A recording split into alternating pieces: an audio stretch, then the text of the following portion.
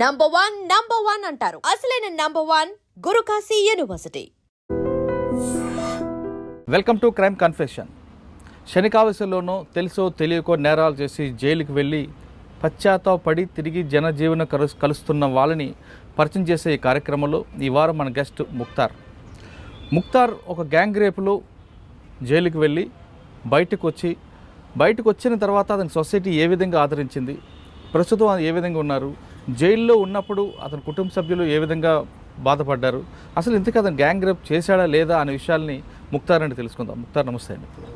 ముక్తార్ గారు, మీరు ఆల్రెడీ సింగరేణి కార్మికులు మంచి ఉద్యోగం చేసుకుంటూ మంచి కుటుంబం ఉన్న మీరు గ్యాంగ్ రేప్ చేయడం ఏంటి, చిన్నపిల్లలు ఒక పోకిరీలు చేసే పనిని మీరు చేయడం అనేది వినడానికి కొంచెం చాలా ఇబ్బందికరంగా ఉంది.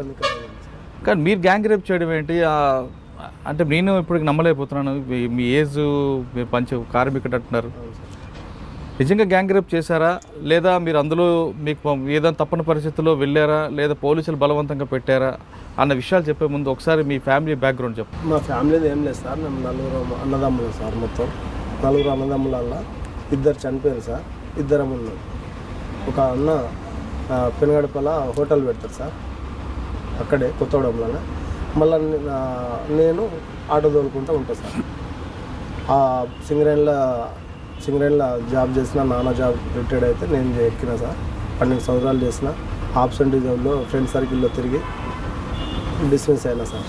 ఆ తర్వాత ఒక ఆటో కొనుక్కొని భార్య పిల్లల్ని సాగుకుంటా హ్యాపీగా ఉన్నా సార్. ఇంటికి వచ్చిన సార్ మధ్యాహ్నం 12:30 1 గంట అవుతుంది. రాగానే మా వదినే ఏం చేసింది, మా రెండో వదినే, అరే అన్న కొడుకు మీ అమ్మరు అటు వేయండు చెట్లల్లో, జామల చెట్లల్లో, మరి అక్కడ ఏం జరుగుతుందో, ఏందో గొడవనా ఏంది చూసిరా అంటే, నేను అప్పుడే ఇంట్లో కూడా అడగలేదు సార్. ఇక అప్పుడే వెళ్ళి చూసేసరికి అక్కడ ఒక అమ్మాయి ఉంది చెట్లల్లో, వీళ్ళు 9 మంది ఉన్నారు ఆటో డ్రైవర్ తోటి సహా. ఏందిరా ఇదంతా మన వంశంలో లేదు, ఇదంతా ఏంది దందాలు ఏంది అని చెప్పి కోపం చేసి అన్న కొడుకు, ఇక నేను వస్తాను, నువ్వు పో బాబాయ్, నువ్వు పోను అని వస్తాను పో అని చెప్తే నేను వచ్చేసిన సార్.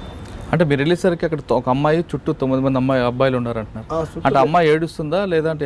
హ్యాపీగా ఉంది సార్, అమ్మాయి హ్యాపీగా ఉంది. చక్కగా నేను వచ్చేసిన. అసలు ఏందా ఇది అని చెప్పి వాళ్ళని మందలు ఇచ్చిన. బయట వాళ్ళు, మా ఏరియా వాళ్ళు కాదు సార్, కొత్తగూడెం వాళ్ళు, మేము రామవరం. వాళ్ళని మందలు ఇచ్చేసరికి ఏం లేదు అన్న, డబ్బులకు మాట్లాడుకొని వచ్చింది అని చెప్పి అనగానే, ఇక మీరు చెడింది కాక మా వాడిని కూడా చెడగొడతారని చెప్పి వాళ్ళకి కోపం చేసి నేను చక్కగా ఇంటికి వచ్చేసి అన్నం తిని మళ్ళీ ఆటోకి వెళ్ళిపోయాను సార్. ఆటోకి వెళ్ళిపోయాక వీళ్ళు ఏం చేశారంట, ఆ అమ్మాయికి 4 బలాత్కారం రేప్ చేసేసి మన సెల్ ద్వారా ఫోటోలు తీసారట సార్. ఫోటోలు తీసి ఆ సెల్ జేబులో పెట్టుకొని బయటికి వెళ్ళిపోయారు. ఆ అమ్మాయికి మళ్ళీ ఇంటికాడ దింపేసారు. ఆ అమ్మాయి ఏమన్నది, ప్రెగ్నెంట్ అవుతుంది మా ఎట్లా అని చెప్తే టాబ్లెట్లు కూడా ఇప్పించారట సార్. వీళ్ళు టాబ్లెట్లు కూడా ఇప్పించేసి ఇంటికాడ సాగనైపోయారు. అమ్మాయి హ్యాపీ ఉంది, డబ్బులు తీసుకున్నది, టాబ్లెట్లు తీసుకున్నది, అంతా ఓకే సార్. ఈ సెల్ ద్వారా ఫోటోలు తీసినాయి చక్కగా. అది ఒక 3-4 నెలల తర్వాత ఒక పెళ్లిలో పోయింది సార్. ఈ మహమూద్ అంటోడు ఒక పెళ్లిలో పోతే ఆ పెళ్లిలో ఆ సెల్ పోయింది సార్. అదే సెల్ వాళ్ళు ఎమ్మడే డిలీట్ చేస్తే మంచిగా సార్, డిలీట్ చేయలే, అదే సెల్ పోయింది. అది ఎవరికి దొరికింది, ఒక సిడీలు తయారు చేసి అమ్మే వాళ్ళకు దొరికింది. అది మీ పాపానికి అక్కడ పడింది. అది వాళ్ళు సిడీలు తయారు చేసి ఎన్ని అమ్మిరో ఏందో తెలియదు సార్. అది మెల్లమెల్లగా పోలీసు వాళ్ళ చేతికి వెళ్ళిపోయింది. అది అసలు ఈ అమ్మాయి ఎక్కడ, వీళ్ళందరూ ఎక్కడ, మొత్తం ఎంక్వైరీ చేయండి అంటే, అది అంతా అయ్యేసరికి 2 సంవత్సరాలు పట్టింది సార్. 2 సంవత్సరాల తర్వాత బయటపడ్డది సార్. అందరినీ పట్టుకొచ్చి ఇక అందరినీ కొట్టి ఓపిస్తా అంటే, ఈ అమ్మాయి కూడా చెప్పింది సార్ నా గురించి, ఇతను ఉన్నాడా అంటే లేడు అన్నది.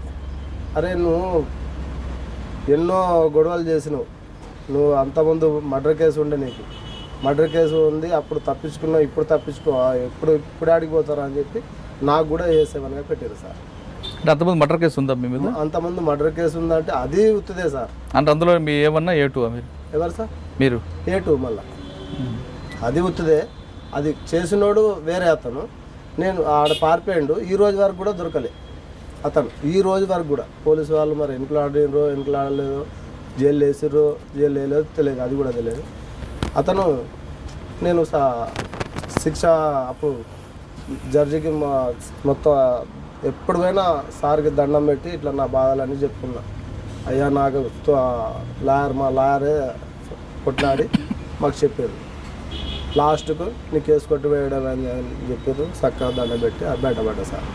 అప్పుడు దానికి ఇగో మొన్న జరిగిన దానికి ఇప్పుడు నీకు దీంట్లో వేస్తారా అని చెప్పి పోలీసు వాళ్ళు నన్ను అనవసరంగా నన్ను ఇరికిచ్చి జైల్లోకి తోలేదు సార్.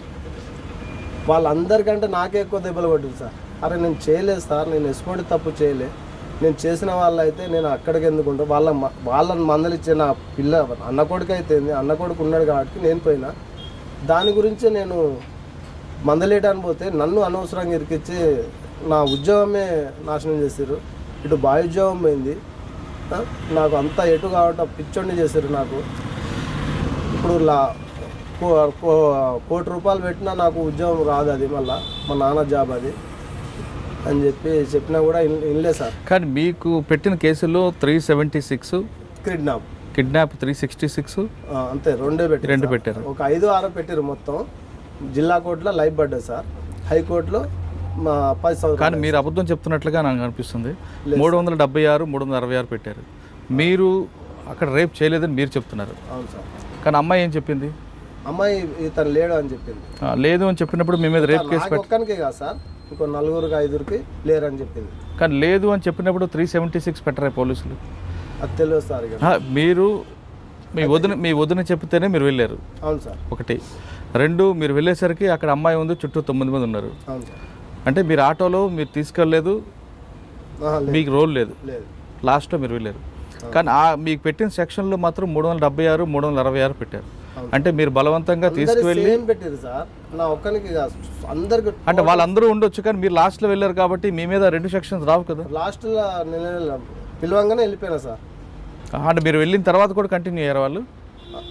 నేను వెళ్ళొచ్చిన చెప్పి మందలిచ్చి వాళ్ళకు వచ్చేసిన సార్ నేను. కానీ మీరు పెద్ద మనిషిగా వాళ్ళని అప్పుడే తన్ని పంపించుంటే ఈ ప్రాబ్లం ఉండేది కదా. మీదకి ఒకటి కొట్టినా అన్న కొడుకు అని చెప్పి చాలు ఘర్చల్ అంటే ఆతోహం చలో అని చెప్తే నేను ఇక వచ్చేసిన సార్. ఇక అక్కడ బాగుండదు నేను అని చెప్పి వచ్చేసిన సార్. ఇక నేను వస్తానా పద అని చెప్పారు, నేను వచ్చేసిన సార్ నేను డైరెక్ట్. కానీ మిగతా వాళ్ళు వచ్చేసి నేను డైరెక్ట్ ఆటోకి వెళ్ళిపోయినా ఇంటికి. వచ్చి మళ్ళీ మీ వదినకి చెప్పారా మీ అబ్బాయి అక్కడ ఉన్నాడని? అవును సార్ చెప్పారా రిటర్న్లో?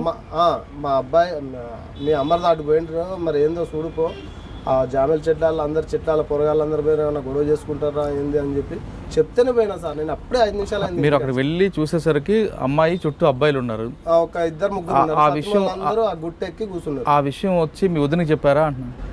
అట్లా అని చెప్పలేదు సార్, గలీజ్గా ఉంటుంది. ఇక వదినతోటి తల్లితోటి సమానం, మా దాంట్లో దీవెన తీసుకుంటాం సార్, తల్లికి అని చెప్పి దీవెన తీసుకుంటాం.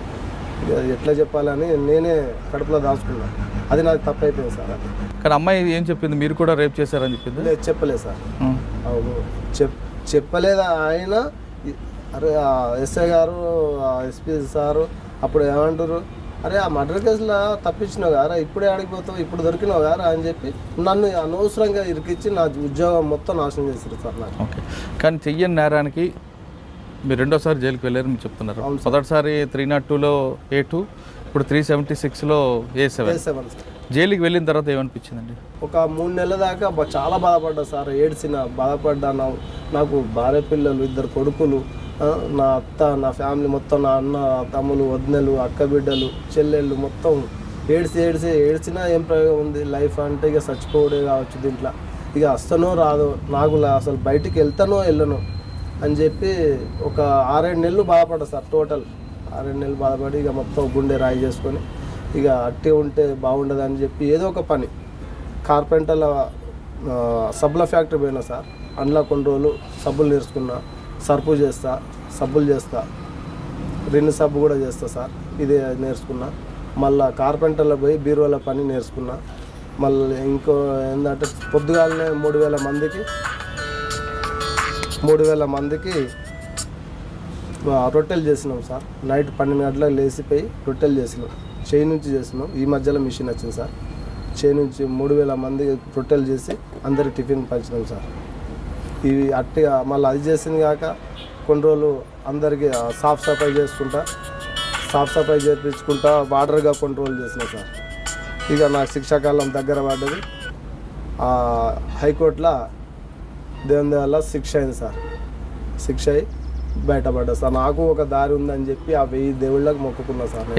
లైఫ్ పడిందా మీకు? ఫస్ట్ జిల్లా కోర్టులో లైఫ్ పడ్డా సార్. హైకోర్టులో శిక్ష అయింది సార్. శిక్ష అయిందా? అవును సార్. ఓకే. కానీ మీరు చెప్తున్న ఇంట్లో బాధితురాలు మీరు రేప్ చేయలేదని చెప్తున్నారు. అవును సార్. కానీ సాక్ష్యాలు లేవు. లేవు సార్. కానీ మీ మీద రేప్ కేసు పెట్టారు. మరి కోర్టులో జడ్జికి చెప్పొచ్చు కదా మీరు నేను తప్పు చేయలేదు ఆమె కూడా చెప్తుందని. చెప్పినా సార్. అట్లా నువ్వు మళ్ళీ చెప్పినావంటే నీకు మళ్ళా కొడతాం అని చెప్పి బెదిరిస్తారు సార్ మన పోలీసు వాళ్ళు. ఎవరు అప్పుడు పోలీసులు? గుర్తుండేది సార్ నాకు. ఎస్పీ సార్ అయితే, ఎస్పీ భగవత్ సార్ అయితే గుర్తుంది. మళ్ళీ ఇంకా ఎస్ఐ ఎవరో గుర్తులేదు సార్. భగవత్ సార్ ఏమన్నారు? సార్ ఏమన్నారంటే ఈడు పాత రౌడీ షీటర్, ఈయన మర్డర్ కేసు ఉంది, అప్పుడు కొట్టు వేయించుకున్నాడు, ఇప్పుడు దొరికిండు అని చెప్పి అచ్చిరాని మాట చెప్పింది సార్. ఇది ఆయన హిందీ ఎక్కువ సార్, తెలుగులో అచ్చిరాని మాటలు చెప్పుకుంటా చెప్పారు సార్. జైల్లో మీరు రొట్టెలు నేర్చుకున్నారు, మిగతా కార్యక్రమాలు చేసుకున్నారు. బయటకు వచ్చిన తర్వాత సొసైటీలో మీకు ఒక రేపిస్ట్గా, ఒక రౌడీగా ముద్ర ఉంది. అవును సార్. దాంతో మీకు ఉద్యోగాన్ని ఇచ్చారా? ఇల్లు దొరికిందా? ఈ ఉద్యోగం ఇయ్యనన్నారు సార్. నువ్వు 3 సంవత్సరాల లోపే అప్లికేషన్ పెట్టాలి. 3 సంవత్సరాలు దాటి ఇవాళ 10 సంవత్సరాలకు వస్తే నేను ఏ విధంగా నీకు ఉద్యోగం ఇవ్వాలని చెప్పి లాయర్ సలహా చెప్పారు సార్. ఇక సరే అని చెప్పి వచ్చేసిన. మీ కుటుంబం ఆదరించిందా మీకు? లేదు సార్, దగ్గర కూడా తీయలే ఫస్ట్. మళ్ళీ బయటకు వచ్చినాక మాకు ఆ డీజీ సార్ దయ వల్ల ఈరోజు మళ్ళీ 12,000 జీతం అని చెప్తే ఆ ఉద్యోగం చేసుకుంటా భార్య పిల్లలతోటి దగ్గర పోయినా సార్.